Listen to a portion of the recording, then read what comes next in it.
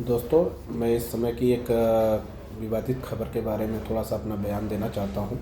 Actually मैं जो देख रहा हूँ, काफ़ी सारा सोशल मीडियाज़ पे आ रहा है कि खान सर की कोचिंग पे फायर विभाग ने ये करा, वो करा, कोचिंग बंद हो जाएगा, हॉस्पिटल बंद हो जाएगा। ये सारी चीज़ें जो चल रही हैं, एज़ पर कुछ लोग इसको लीगली सही भी कर रहे हैं, कुछ लोग अभी खान सर के नाम को भी फैज़ल खान भी बताने की कोशिश कर रहे हैं। ठीक है, जो भी है, XYZ उसमें सही कितना है, गलत कितना है, मुझे नहीं पता। लेकिन मेरा कहना ये है कि आप ये सारी चीज़ें विवादित होने के बाद क्यों कर रहे हैं?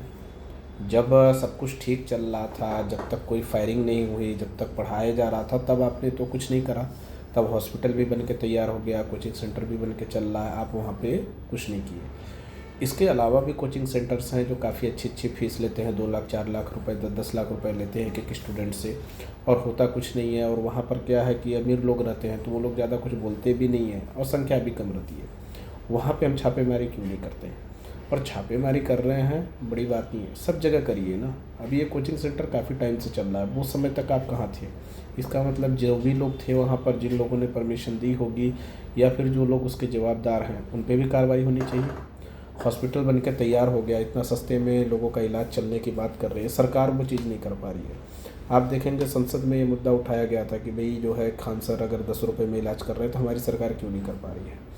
तो वो व्यक्ति कैसा है मुझे नहीं पता, पर्सनली मैं नहीं जानता उनको, जो भी है। लेकिन चीज़ें क्या है कि अगर वो 10% भी जनता के काम में आ रहा है तो वो सही है, होना चाहिए। हम तो नहीं कर पा रहे हैं ना, तो जो चल रहा है उसको क्यों बर्बाद करना चाहते हैं? इन चीज़ों पर हमको भी समझना चाहिए और लोगों को भी समझना चाहिए, सही क्या है, गलत क्या है। अगर कोई सही काम कर रहा है तो वो चाहे जो भी हो, वो सही है। आपको इन चीज़ों को देखना पड़ेगा।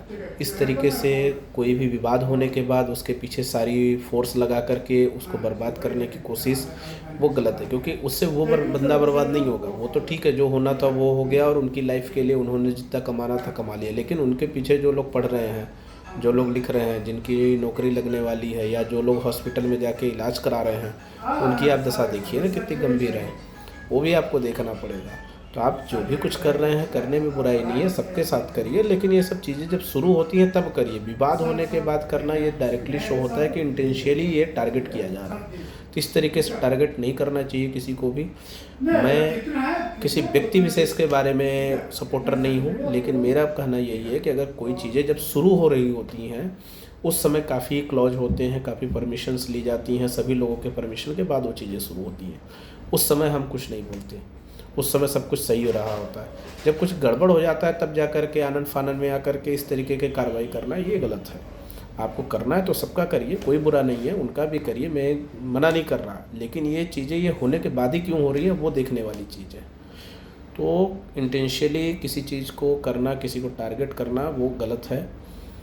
दूसरी चीज़, सारे विवाद होने के बाद किसी का नामकरण करना, किसी की इधर-उधर की वीडियो रील्स बना देना, ये भी गलत है। जो लोग रील्स बनाते हैं, वीडियो बनाते हैं, उनको भी मेरा यही निवेदन है कि आप लोग विवादित चीज़ों से दूर रहिए। आपको अगर नहीं पता है तो वीडियो नहीं बनाइए, जिसका पता है बस उतना ही वीडियो बनाइए। फालतू के अंडसंड बयान दे करके किसी को टारगेट करना गलत है।